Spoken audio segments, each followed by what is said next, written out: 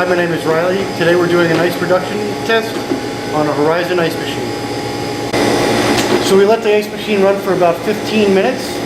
Then we're going to shut the ice machine off. We're going to change our TDS switch to low. Then we're going to turn the power back on, and then we're going to hit the reset button located on the circuit board.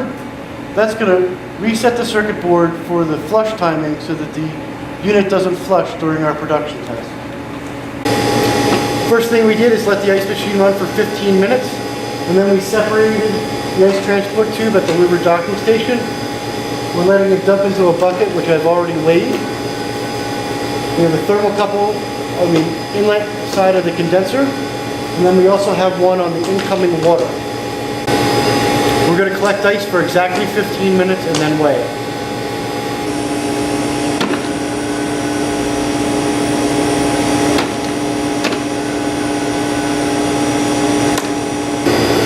So after 15 minutes, exactly 15 minutes, we're going to shut off the power switch. We're going to reconnect the ice transport tube to the Woodward docking station. And then we're also going to remember to change our TDS back to the high setting.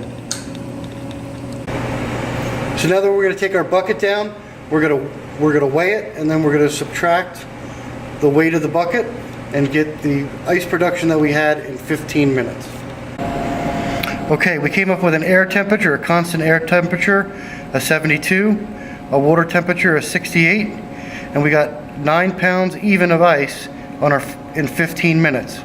So what we're going to do is we're going to take our 9 pounds of ice, we're going to multiply that by 4.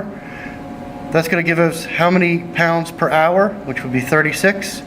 Then we're going to take that 36, we're going to multiply it by 24. That's going to give us how much we're making in a day. In our case, that was 864.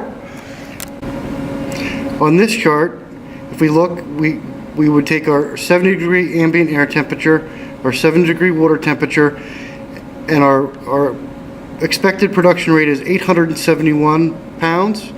We had 864. We're looking of a plus or minus 10% for our factors. What this is going to do is prove that our ice machine is making good quality ice and it's making the proper production.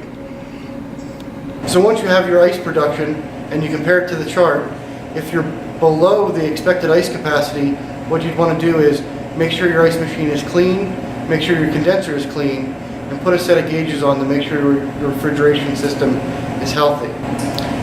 If you're above the expected ice capacity, typically that means that you're going to have a dip or trap in your ice transport tube where the ice is actually collecting water as it goes through the transport tube.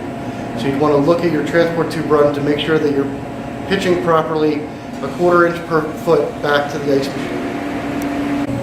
Use the following charts for your particular model of ice machine.